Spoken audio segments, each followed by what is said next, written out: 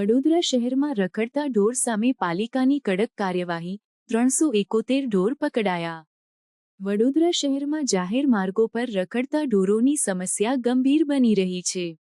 આ ઢોરો ટ્રાફિકમાં અવરોધ ઊભો કરે છે અને અકસ્માતોની સંભાવના વધારતા હોવાથી વડોદરા મ્યુનિસિપલ કોર્પોરેશન દ્વારા સખત પગલાં લેવામાં આવી રહ્યા છે.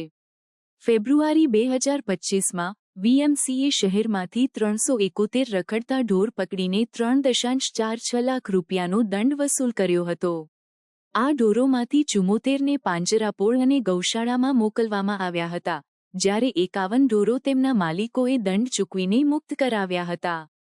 વીએમસીએ રખડતા ઢોરોની સમસ્યાને નિયંત્રિત કરવા માટે 18 ટીમોનું ગઠન કર્યું છે, જે શહેરના વિવિધ વિસ્તારોમાં ઢોર પકડવાની કામગીરી કરે છે. આ ટીમોએ પ્રથમ દિવસે 29 ઢોર પકડ્યા હતા, તેમજ સામા વિસ્તારમાં 4 ગેરકાયદે ઢોરવાડાઓ તોડી પાડવામાં આવ્યા હતા અને 41 ઢોર પકડવામાં આવ્યા હતા. આ ઉપરાંત 121 ઢોરોને RFID ટેગ લગાવવામાં આવ્યા હતા, જેથી તેઓની ઓળખ સરળ બને.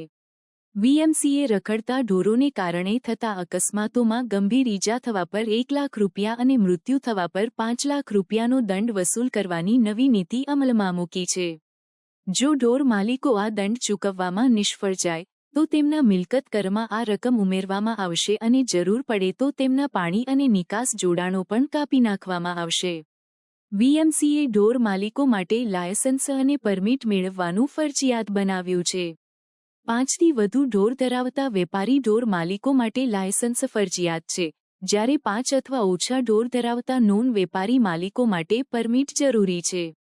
આ લાયસન્સ અને પરમિટ 3 વર્ષ માટે માન્ય રહેશે. જો કોઈ ઢોર માલિકો આ નિયમોનું પાલન નહીં કરે તો તેમના ઢોરો પકડવામાં આવશે અને તેમની સામે કાયદેસર કાર્યવાહી કરવામાં આવશે.